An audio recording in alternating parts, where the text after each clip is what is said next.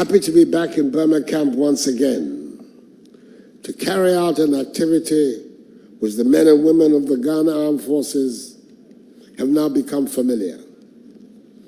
I was here on Thursday, 5th December 2019, and on Wednesday, 31st March 2021, to present to you some equipment to enhance your mobility, combat power, and overall operational and logistics capabilities.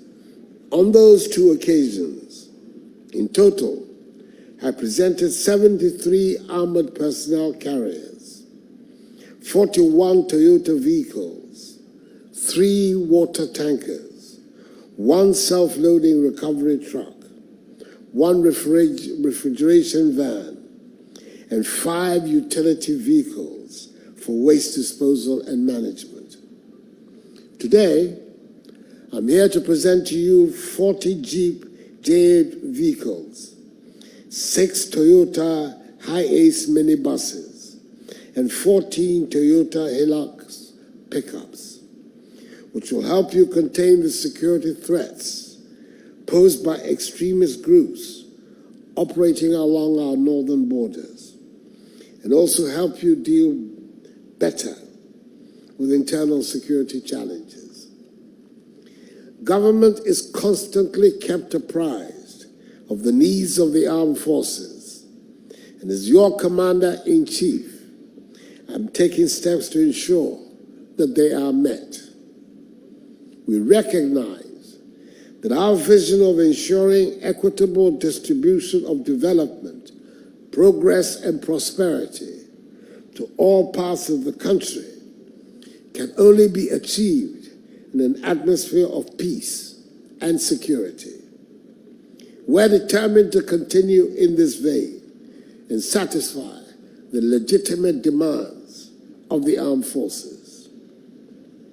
I congratulate you for your commitment and dedication in ongoing operations, especially Conquered Fist and Motherland, which are intended to create secure, peaceful atmospheres along the northwestern, northern, and northeastern borders of the nation, and to contain secessionist activities respectfully.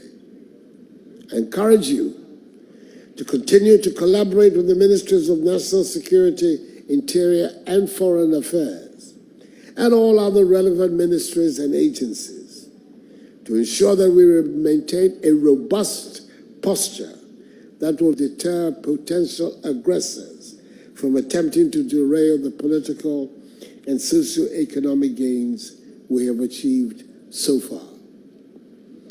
There is no doubt that your success in providing the needed all-round security in the country has been made possible through your vigilance and sacrifices, notwithstanding the modest resources with which you have to work. Ghana is forever indebted to you.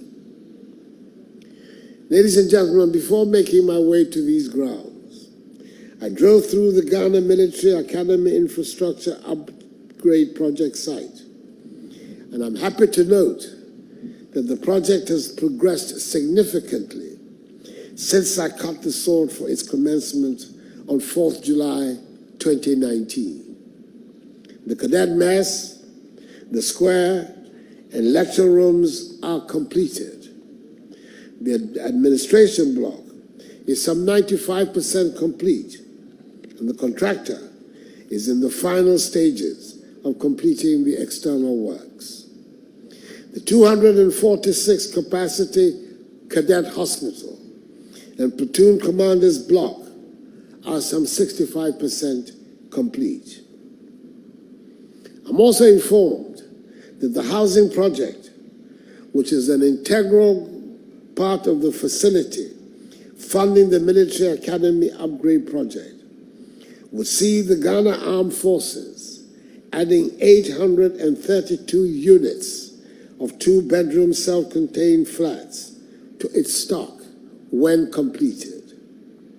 I understand that they're also at various stages of completion at 5, 6, and 6 Garrison. Again, I inspected ongoing construction of the 7-story Army Headquarters office complex, which is also progressing steadily. This project is costing the taxpayer some 33 million cedis. Undoubtedly, it will boost the image and morale of the Army, since the Air Force and the Navy already have very beautiful headquarters, and we cannot allow the Army to be left out. And finally, before I leave Burma camp, I will cut the sword for the commencement of work on the $24.8 million United States dollars housing project for the troops.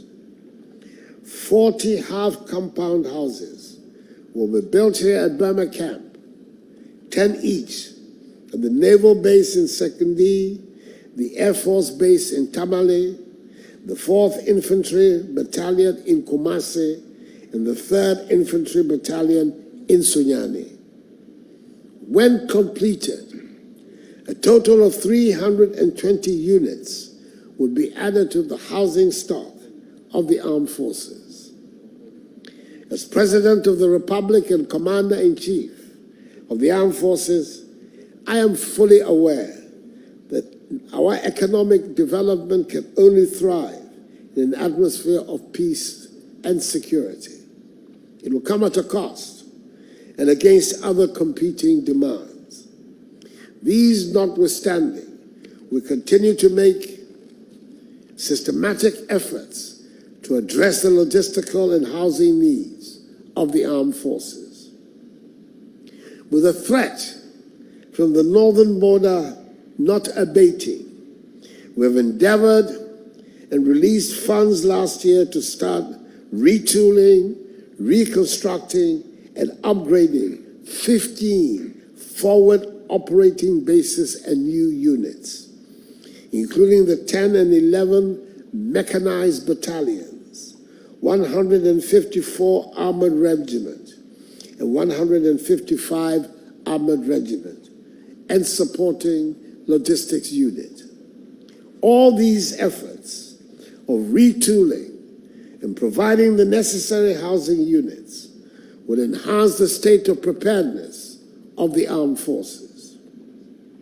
In conclusion, officers, men and women of the armed forces, I urge you to pay particular attention to the maintenance of these vehicles and also of the housing units as they come on board and use them for their intended purposes.